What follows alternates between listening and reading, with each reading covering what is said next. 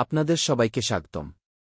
আজকের এই ভিডিওতে আমরা জানব গাড়ি চালানোর কিছু গুরুত্বপূর্ণ বেসিক বিষয়, যেগুলো নতুন ড্রাইভারদের জন্য খুবই প্রয়োজনীয়।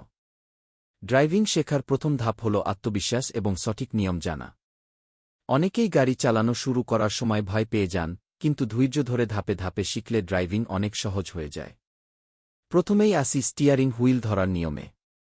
স্টিয়ারিং সবসময় দুই হাতে নিয়ন্ত্রণ করতে হবে। সাধারণত 9টা এবং 3টা গু পজিশনে হাত রাখলে গাড়ির উপর ভালো নিয়ন্ত্রণ পাওয়া যায়। এতে হঠাৎ মোড় নেওয়া বা গাড়ি ব্যালেন্স করা সহজ হয়। এখন আমরা দেখব গাড়ি চালানোর সময় কিভাবে ধীরে ধীরে স্টিয়ারিং ঘুরাতে হয়। অনেক নতুন ড্রাইভার একবারে বেশি স্টিয়ারিং ঘুরিয়ে ফেলেন, ফলে গাড়ির ব্যালেন্স নষ্ট হয়ে যায়। তাই সবসময় গাড়ির গতির সাথে মিল রেখে ধীরে এবং নিয়ন্ত্রিতভাবে স্টিয়ারিং ঘুরাতে হবে। রাস্তার মোড় নেওয়ার সময় আগে থেকেই স্পিড কমাতে হবে।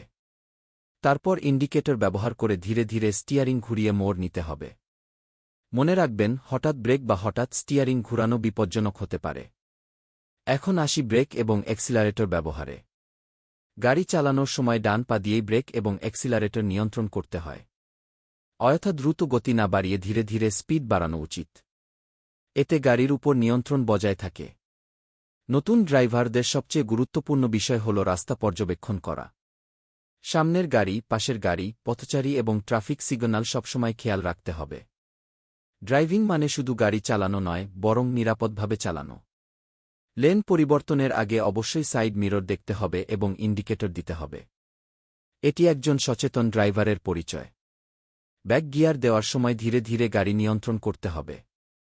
পিছনের দিক ভালোভাবে দেখে তারপর গাড়ি মুভ করতে হবে। তাড়াহুড়ো করলে দুর্ঘটনার সম্ভাবনা বেড়ে যায়।